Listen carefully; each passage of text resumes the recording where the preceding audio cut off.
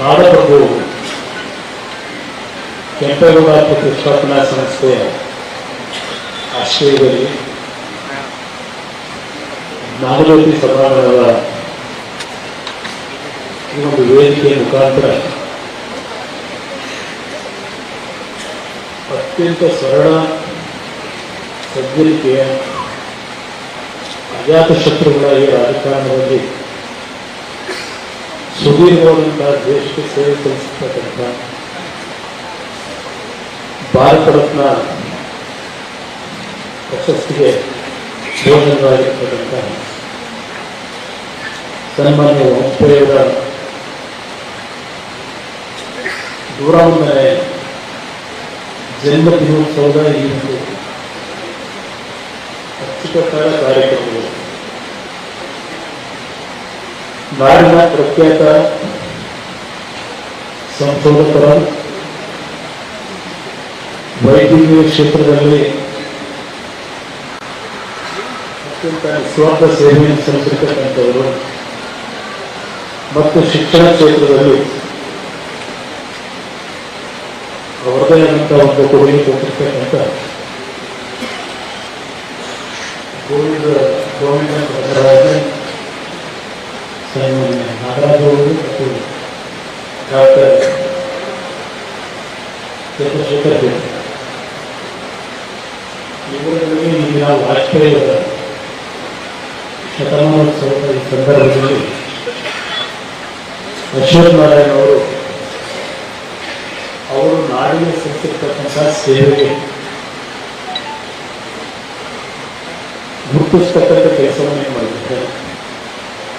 ಅಶ್ವಥ್ ನಾರಾಯಣ ಅವರಿಗೆ ಮತ್ತು ಆ 3 ಜನ ಕನ್ನಡದ ದಿಗ್ಗಜರಿಗೆ ನಮ್ಮ ಗೌರವಪೂರ್ವಕವಾದ ವೇದಿಕೆಯ ಮೇಲೆ ತಮ್ಮೆಲ್ಲರನ್ನು ಉದ್ದೇಶಿಸಿ ಸುದೀರ್ಘವಾಗಿ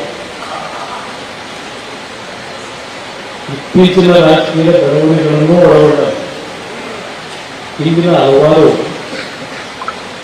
ರಾಜಕೀಯ ವಿಷಯಗಳನ್ನು ತಮ್ಮೆಲ್ಲರೂ ಮನಮುಟ್ಟತಕ್ಕಂಥ ರೀತಿಯಲ್ಲಿ ನನ್ನ ಸಹೋದರ ಸಮಾಜ ಆಗಿರತಕ್ಕಂಥ ಅತ್ಯಂತ ಆತ್ಮೀಯವಾಗಿರತಕ್ಕಂಥ ಮಾಜಿ ಮುಖ್ಯಮಂತ್ರಿಗಳು, ಲೋಕಸಭಾ ಸದಸ್ಯರು ಬಸವರಾಜ ಬೊಮ್ಮಾಯಿಯವರು ಅತ್ಯಂತ ಪರಿಣಾಮಕಾರಿಯಾಗಿ ಈ ಸಭೆಯನ್ನು ಮಾಡ್ತಾರೆ. ನನ್ನ ನಂತರ ಪ್ರತಿಷ್ಠಾನದ ಅಧ್ಯಕ್ಷರು ಕನ್ನಡದ ಒಬ್ಬ ಅತ್ಯುತ್ತಮ ಸಾಹಿತಿಗಳು ಕೃಷ್ಣೇಗೌಡರು ಸಹ ಅಂತಿಮವಾಗಿ ಅವರ ಮನದಾಳದ ಮಾತುಗಳನ್ನು ನಿಮ್ಮ ಮುಂದೆ ತರೋದಿದ್ದಾರೆ. ಈ ಒಂದು ಸಮಾರಂಭದಲ್ಲಿ ರಾಜ್ಯದ ನಾನಾ ಭಾಗಗಳಿಂದ ವಾಜಪೇಯಿಯವರ ಮೇಲೆ ಇಟ್ಟಿರ್ತಕ್ಕಂಥ ಅಭಿಮಾನದಿಂದ ತಾವೆಲ್ಲರೂ ಈ ಕಾರ್ಯಕ್ರಮದಲ್ಲಿ ಭಾಗವಹಿಸಿ ಅಶ್ವಥ್ ನಾರಾಯಣ ಅವರ ಶ್ರಮಕ್ಕೆ ನೀಡಲೇ ಕೈಗೂಡಿಸಿದ್ದಾರೆ. ಹಲವಾರು ವರ್ಷಗಳಿಂದ ಕೆಂಪೇಗೌಡ ಪ್ರತಿಷ್ಠಾಪನಾ ಸಂಸ್ಥೆಯಿಂದ ವಾಜಪೇಯಿಯವರ ನೆನಪಿಗೆ ಉತ್ತಮವಾದಂಥ ಒಂದು ಕಾರ್ಯಕ್ರಮಗಳನ್ನು ಅಶ್ವಥ್ ನಾರಾಯಣ ಒಪ್ಕೋತಾ ಇದ್ದಾರೆ. ತಾವೆಲ್ಲರೂ ಮುಖ್ಯ ಭೇದ ಮತ್ತು ಹಲವಾರು ನನ್ನ ಆತ್ಮೀಯ ಶಾಸಕರು ಬಹುಶಃ ಇರ್ತಕ್ಕಂಥ ಎಲ್ಲರ ಹೆಸರುಗಳನ್ನು ಈಗಾಗಲೇ ಇರುತ್ತವೆ. ಹಾಲಿ ಶಾಸಕರು, ಮಾಜಿ ಶಾಸಕರು, ಮಾಜಿ ಲೋಕಸಭಾ ಸದಸ್ಯರು, ಹಲವಾರು ಪಕ್ಷ ಮುಖಂಡರುಗಳ ಹೆಸರುಗಳನ್ನು ಈಗಾಗಲೇ ಪ್ರಾಸ್ತಾವಿಕವಾಗಿ ಅವರ ಸ್ವಾಗತ ಭಾಷಣದಲ್ಲಿ ನಿಮ್ಮೆಲ್ಲರನ್ನ ನೆನಪಿಸಿಕೊಂಡಿದ್ದಾರೆ. ವಾಜಪೇಯಿಯವರು ಬಹುಶಃ ದೇಶ ಕಂಡ ಅತ್ಯಂತ ಒಂದು ಸಣ್ಣ ಕುಟುಂಬದಲ್ಲಿ ಜನಿಸಿ ಪ್ರಥಮವಾಗಿ ರಾಜಕೀಯಕ್ಕೆ ಪ್ರಾರಂಭನೆ ಮಾಡಿದಾಗ ಅವರು ಯಶಸ್ಸಾಗಲಿಲ್ಲ. ಆದರೆ ಯಶಸ್ಸು ಮಾಡಲಿಲ್ಲ ಅಥವಾ ನಿರಾಸೆಗೂ ಒಳಗಾಗಲಿಲ್ಲ. ಅವರ ಹೋರಾಟ ಸುದೀರ್ಘವಾಗಿ ಜನಸಂಘವನ್ನು ಕಟ್ಟತಕ್ಕಂಥದ್ರಲ್ಲಿ, ನಂತರ ಎಮರ್ಜೆನ್ಸಿಯ ಸಂದರ್ಭದಲ್ಲಿ ಹಲವಾರು ಪ್ರಮುಖ ನಾಯಕರ ಜೊತೆಯಲ್ಲಿ ಅವರ ಹೋರಾಟ ಏನಿದೆ ಇಲ್ಲ ದಾಖಲೆಯಲ್ಲಿ ಒಂದು ಚಿರಸ್ಥಾಯಿ ಉಳಿಯತಕ್ಕಂಥ ಹೋರಾಟಗಳು. ಇವತ್ತು ನಾವು ಅಂಥ ನಾಯಕರುಗಳನ್ನು ಕಾಣಲಿಕ್ಕೆ ಸಾಧ್ಯ. ಅವರು ಒಂದು ಎಮರ್ಜೆನ್ಸಿ ಸಂದರ್ಭದಲ್ಲಿ 5 ಪಕ್ಷಗಳು ನಂತರ ಚುನಾವಣೆಗೆ ಒಂದಾಗಿ ಪ್ರಥಮವಾಗಿ ಬಹುಶಃ ವಿದೇಶಾಂಗ ಸಚಿವರಾಗಿ ಕಾರ್ಯವನ್ನು ನಿರ್ವಹಣೆ ಮಾಡಿದಂಥವರು ಕೇಂದ್ರ ಸರ್ಕಾರ. ನಂತರ ವಿರೋಧ ಪಕ್ಷದ ನಾಯಕರಾದರು. ಭಾರತೀಯ ಜನತಾ ಪಕ್ಷವನ್ನು ಕಟ್ಟುಕಟ್ಟಲ್ಲಿ ಅದ್ವಾನಿಯವರ ಜೊತೆಗೂಡಿ ಕೇವಲ 2 ಸ್ಥಾನದಲ್ಲಿದ್ದಂಥ ಲೋಕಸಭೆಯ ಸ್ಥಾನವನ್ನು ಸುಮಾರು 170-180 ಸ್ಥಾನಗಳಿಗೆ ಕೊಂಡೊಯ್ದಂಥ ಇಬ್ಬರು ದಿಗ್ಗಜ ನಾಯಕರುಗಳು. 3 ಬಾರಿ ದೇಶದ ಪ್ರಧಾನಮಂತ್ರಿಗಳಾಗಿ ಕೆಲಸ ಮಾಡಿದ್ದಾರೆ. 2 ಬಾರಿ ಯಡಿಯೂರಪ್ಪ ಅವರಿಗೆ ಅದು ಒಂದು ಮತದಿಂದ ಸೋತು ನಂತರ ದೇಶದ ಜನ 5 ವರ್ಷದ ಆಡಳಿತವನ್ನು ನಡೆಸಲಿಕ್ಕೆ ಅವರಿಗೆ ಪೂರ್ಣ ಶಕ್ತಿಯನ್ನು ಕೊಟ್ಟರು. ಆ ಒಂದು ಜನತೆಯ ನಂಬಿಕೆಯನ್ನು ಉಳಿಸ್ತಕ್ಕಂಥದ್ರಲ್ಲಿ ಬಹುಶಃ ಪ್ರಧಾನಮಂತ್ರಿಗಳಾಗಿ ಹಲವಾರು ನಿರ್ಧಾರಗಳನ್ನು ಕೈಗೊಂಡಿದ್ದಾರೆ. ಕ್ವಾಡ್ರಿಲ್ಯಾಟರಲ್ ರಸ್ತೆಗಳೇನಿದೆ, ಚತುಷ್ಪಥ ರಸ್ತೆ, ಅದು ಬಹುಶಃ ದೇವೇಗೌಡರ ಕಾಲದಲ್ಲಿ ಚಾಲನೆ ಕೊಡಬೇಕು ಅಂತ ಹೊರಟಿದ್ರು. ಅದಕ್ಕೆ ಮೊದಲನೇ ಪ್ರಾಶಸ್ತ್ಯ ಕೊಟ್ಟು ಇವತ್ತು ನಮ್ಮ ದೇಶದ ಮೂಲಭೂತ ಸೌಕರ್ಯಗಳಿಗೆ ಭದ್ರ ಬುನಾದಿಯನ್ನು ಹಾಕಿದಂಥವರು ವಾಜಪೇಯಿ ಅವರು ಅಂತಕ್ಕಂಥದ್ದನ್ನು ನಾವು ಸ್ಮರಿಸ್ಕೋಬೇಕಾಗ್ತದೆ. ಅದೇ ರೀತಿಯಲ್ಲಿ ಶಿಕ್ಷಣ ಕ್ಷೇತ್ರ ಇರ್ಬೋದು, ಕೃಷಿ ಕ್ಷೇತ್ರ ಇರ್ಬೋದು, ಫುಡ್ ಸೆಕ್ಯೂರಿಟಿಗೆ ಹೆಚ್ಚಿನ ಒತ್ತು ಕೊಟ್ಟಂಥದ್ದಿರ್ಬೋದು, ಆಹಾರ ಭದ್ರತೆಗೆ ಹೇಳ್ತಾ ಹೋದರೆ ಹಲವಾರು ವಿಷಯಗಳನ್ನು ಅವರು ಇದ್ದಂಥ ಅವಧಿಯಲ್ಲಿ ದೇಶಕ್ಕೆ ಅವರು ಕೊಟ್ಟಂಥ ಕೊಡುಗೆಯನ್ನು ನಾವು ಪದಬಳಕೆಯಲ್ಲಿ ಸಂಪೂರ್ಣವಾಗಿ ಮಾತಾಡ್ತಕ್ಕಂಥದ್ದಕ್ಕೆ ಸಾಧ್ಯ ಇಲ್ಲ. ನಾನು ಅಶ್ವತ್ಥನಾರಾಯಣಗೆ ಅಭಿನಂದಿಸ್ತೀನಿ. ಕರ್ನಾಟಕದಲ್ಲಿ ವಾಜಪೇಯಿ ಅವರು, ನರೇಂದ್ರ ಮೋದಿಯವರು ವಾಜಪೇಯಿಯವರ ಆಡಳಿತವನ್ನು ಗಮನಿಸಿ ಅವರ ಈ ಒಂದು ಜನ್ಮದಿನೋತ್ಸವವನ್ನು ಸುಶಾಸನ ದಿನವಾಗಿ ಆಚರಣೆ ಮಾಡಬೇಕು ಅಂತ ಹೇಳಿ ದೇಶಕ್ಕೆ ಸಂದೇಶ ಕೊಟ್ಟಿದ್ದಾರೆ. ಅದನ್ನು ನಿರಂತರವಾಗಿ ಕೆಂಪೇಗೌಡ ಪ್ರತಿಷ್ಠಾಪನಾ ಸಂಸ್ಥೆಯಿಂದ ನಿರಂತರವಾಗಿ ಏನು ಮಾಡ್ತಾ ಇದ್ದೀರಿ, ಅದು ಮುಂದಿನ ದಿನಗಳಲ್ಲಿ ಇನ್ನೂ ಮುಂದುವರಿಯಲಿ ಅಂತಕ್ಕಂಥ ಶುಭ ಹಾರೈಕೆಯನ್ನು ನಿಮಗೆ ಸಲ್ಲಿಸಲಿಕ್ಕೆ ಬಯಸ್ತಾ ಇದ್ದೇನೆ. ನಮ್ಮ ಬಸವರಾಜ ಬೊಮ್ಮಾಯಿಯವರು ಶಿಕ್ಷಣ ಕ್ಷೇತ್ರದ ಬಗ್ಗೆ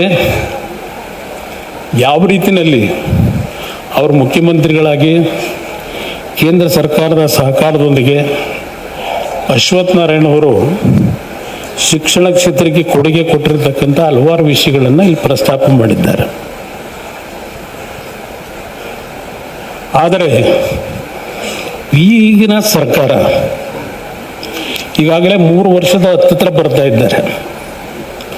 ಇಲ್ಲಿ ಬಹುಶಃ ವಾಜಪೇಯಿಯವರ ಸ್ಮರಣಾ ಕಾರ್ಯಕ್ರಮದಲ್ಲಿ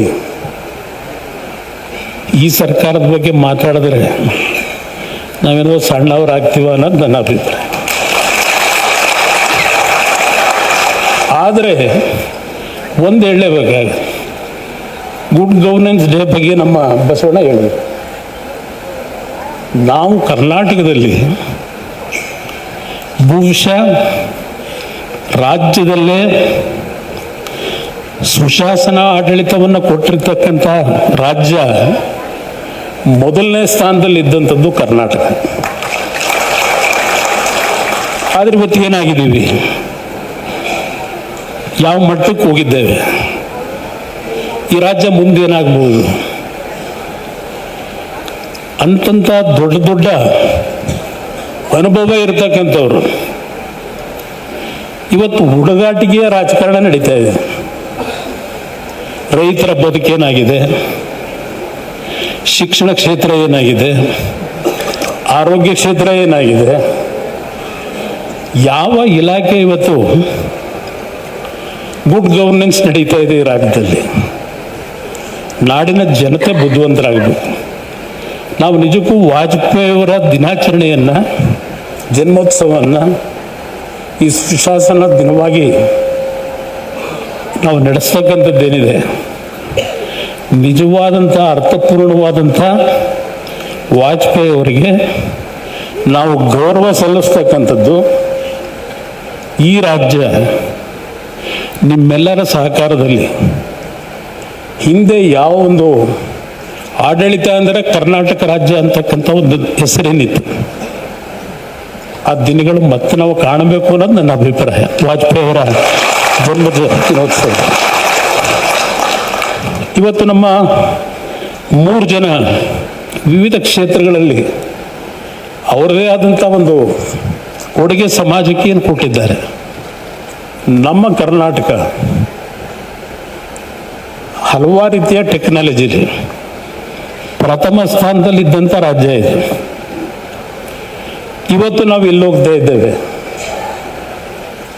ಒಂದು ಬೆಂಗಳೂರು ನಗರದ ಒಂದು ಮೂಲಭೂತ ಸೌಕರ್ಯಗಳಿಗೆ ಪ್ರತಿನಿತ್ಯ ಜನಸಾಮಾನ್ಯರ ಬದುಕೇನಾಗ್ತಿದೆ ಇದೆಲ್ಲ ನೋಡ್ತಾ ಇದ್ದೀರಿ. ಯಾರಾದರೂ ಸಲಹೆ ಕೊಟ್ಟರೆ ಆ ದುರಹಂಕಾರದ ಮಾತುಗಳು, ಯಾರಾದರೂ ಅಂಥ ಜವಾಬ್ದಾರಿಯುತ ಸ್ಥಾನದಲ್ಲಿರ್ತಕ್ಕಂಥವರು ದೇಶದ ಗೌರವಾನ್ವಿತ ಪ್ರಧಾನಮಂತ್ರಿಗಳನ್ನು, ದೇಶದ ಗೌರವಾನ್ವಿತ ಗೃಹ ಸಚಿವರ ಬಗ್ಗೆ ಬಳಸಿರ್ತಕ್ಕಂಥ ಪದ, ಒಂದು ಸಂಸ್ಕೃತಿಯನ್ನು ಹೊಂದಿರತಕ್ಕಂಥ ವ್ಯಕ್ತಿಗಳ ಅಂತಕ್ಕಂಥದ್ದು ನೀವೆಲ್ಲ ಯೋಚನೆ ಮಾಡಬೇಕು. ಇವತ್ತು ದೇಶ ವಿಶ್ವದಲ್ಲೇ 3ನೇ ಸ್ಥಾನಕ್ಕೆ ಹೋಗ್ತಾ ಇದ್ದೇವೆ.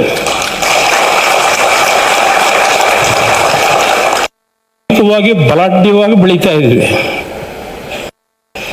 ತಾಂತ್ರಿಕ ವಿಷಯದಲ್ಲಿ ಬಹಳ ದೊಡ್ಡ ಮಟ್ಟದಲ್ಲಿ ವಿಶ್ವಕ್ಕೆ ಸರಿಸಾಟಿಯಾಗಿ ಹೊರಟಿದ್ದೇವೆ. ಇಂಥ ದಿನಗಳಲ್ಲಿ ಕರ್ನಾಟಕ ಈ ಪರಿಸ್ಥಿತಿಗೆ ಬಂದರೆ ನಾವು ವಾಜಪೇಯಿ ಅವರಿಗೆ ಅವಮಾನ ಮಾಡಿದಾಗೆ ಅನ್ನೋದು ನನ್ನ ಅಭಿಪ್ರಾಯ. ಆ ನಿಟ್ಟಿನಲ್ಲಿ ಈ ನಾಡಿನ ಜನತೆಗೆ ನಾವು ಅಧಿಕಾರ ಹಿಡಿಬೇಕು ಅಂತ ಅಲ್ಲ, ನೋಡಿದ್ದೀವಿ ಇದೆಲ್ಲ. ಬಹುಶಃ 2006, 2007 ನಾನು ಆಕಸ್ಮಿಕವಾಗಿ BJP ಜೊತೆ ಸಂಬಂಧ ಬೆಳೆಸ್ತೆ. ಕೆಲವು ನನ್ನಿಂದ ಆಗದೆ ಇರತಕ್ಕಂಥ ತಪ್ಪುಗಳಿಗೆ ನಾನು ತಲೆ ಬೇಸರ ಇಲ್ಲ. BJP ಸಹಭಾಗಿತ್ವದಲ್ಲಿ ನಾವೇನು ಮಾಡಿ, ಬಹುಶಃ ಅದೊಂದು ಇತಿಹಾಸದ ಆಡಳಿತ. ಅದು ಬಹುಶಃ ಅವತ್ತಿನ ಆಡಳಿತ ಗೌರವಾನ್ವಿತ ವಾಜಪೇಯಿ ಅತ್ಯಂತ ಉತ್ತಮವಾದಂಥ ಆಡಳಿತದ ಒಂದು ಗೌರವವನ್ನು ಸಲ್ಲಿಸ್ತಕ್ಕಂಥ ಕೆಲಸ 2006-07 BJP JDSನ ಸರ್ಕಾರದಲ್ಲಿ ಮಾಡಿ ತೋರಿಸಿದ್ದೆ. ಅದೆಲ್ಲವನ್ನು ಮರುಕಳಿಸಿ ಮಾತನಾಡ್ಲಿಕ್ಕೆ ಹೋಗಲ್ಲ. ನಂತರ 2ನೇ ಬಾರಿ ಆದೆ, ನಾನೇ ಸದ್ಯ ಬೇಗ ಹೋಗೋಣ ಅಂತ ಹೊರಗಡೆ ಬಂದೆ. ಪರಿಸ್ಥಿತಿ ಏನಿತ್ತು ಗೊತ್ತಿತ್ತು ನನಗೆ.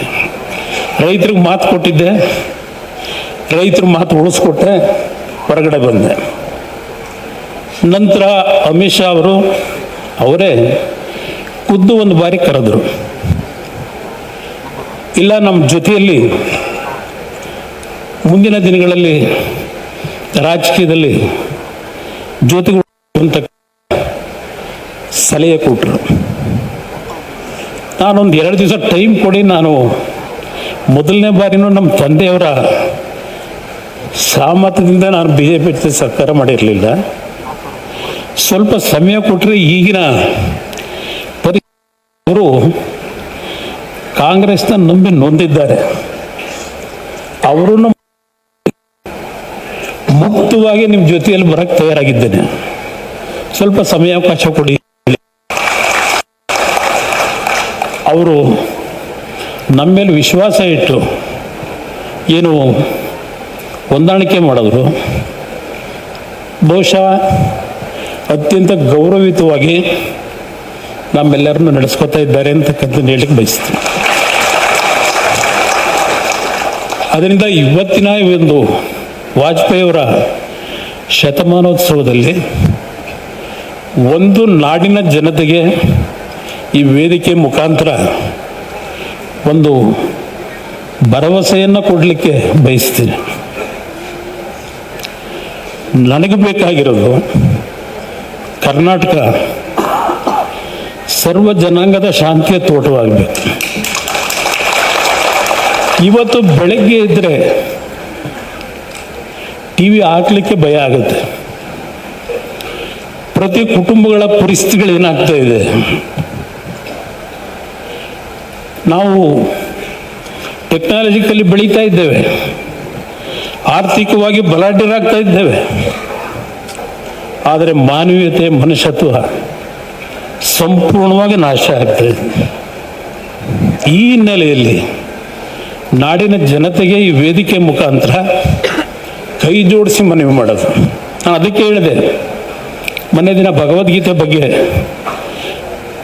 ನಾನು ಹೇಳಲಿಕ್ಕೆ ಕಾರಣ, ಇವತ್ತಿನ ಶಿಕ್ಷಣ ಒಂದು ಭಾಗ ಮಕ್ಕಳ ಬದುಕಿಗೆ ಶಿಕ್ಷಣ ಬೇಕು, ಅದ್ರ ಜೊತೆಗೆ ನಮ್ಮ ಸಂಸ್ಕಾರ, ನಮ್ಮ ಕುಟುಂಬಗಳ ಬಾಂಧವ್ಯ. ಇವತ್ತು ತಂದೆ ಬಗ್ಗೆ ಮಗನಿಗೆ ಗೌರವ ಇಲ್ಲ, ಮದುವೆಯಾದಂಥ ಗಂಡನ ಬಗ್ಗೆ, ಮದುವೆಯಾದಂಥ ಹೆಂಡತಿ ಬಗ್ಗೆ ಗೌರವ ಇಲ್ಲ. ಯಾವೊಂದು ವಾತಾವರಣದಲ್ಲಿದ್ದೇವೆ, ಎಷ್ಟು ಸಂಪಾದನೆ ಮಾಡಿದ್ರೇನು ಹೋಗಬೇಕಾದ್ರೆ ಯಾವುದೂ ತೆಗೆದುಕೊಂಡು ಹೋಗಲ್ಲ. ಈ ನಿಟ್ಟಿನಲ್ಲಿ ನಾಡಿನ ಜನತೆಗೆ ದಿನಾಚರಣೆಯಲ್ಲಿ ದಯವಿಟ್ಟು ನಾನು ಎಲ್ಲರಲ್ಲೂ ಕೂಡಿಸಿ ಕರ್ನಾಟಕ ಮನವಿ ಮಾಡೋದು, ನಮ್ಮ ಇಂದಿನ ಸಂಸ್ಕೃತಿ ಏನಿದೆ ಅದನ್ನು ನಿಮ್ಮ ಕುಟುಂಬಗಳಲ್ಲಿ ಪ್ರಾಮಾಣಿಕವಾಗಿ ನಿಮ್ಮ ಒಡ ಹುಟ್ಟರ ಜೊತೆಯಲ್ಲಿ ನೆಮ್ಮದಿಯ ಬದುಕನ್ನು ನೀವೆಲ್ಲ ಕಾಣಬೇಕು ಅಂತ ಹೇಳಿ ಆಶಿಸಿ ಮತ್ತೊಮ್ಮೆ ನಿಮ್ಮೆಲ್ಲರಿಗೆ ಒಂದಿಸಿ ನನ್ನ ಮಾತು ಮುಗಿಸ್ತೇನೆ. ಜೈ ಹಿಂದ್, ಕರ್ನಾಟಕ. ಹೆಚ್ಚಿನ ವಿಡಿಯೋಗಳಿಗೆ ಪ್ರತಿಧ್ವನಿ ಯೂಟ್ಯೂಬ್ ಚಾನೆಲ್ ಸಬ್ಸ್ಕ್ರೈಬ್ ಮಾಡಿ, ಬೆಲ್ ಐಕಾನ್ ಕ್ಲಿಕ್ ಮಾಡಿ.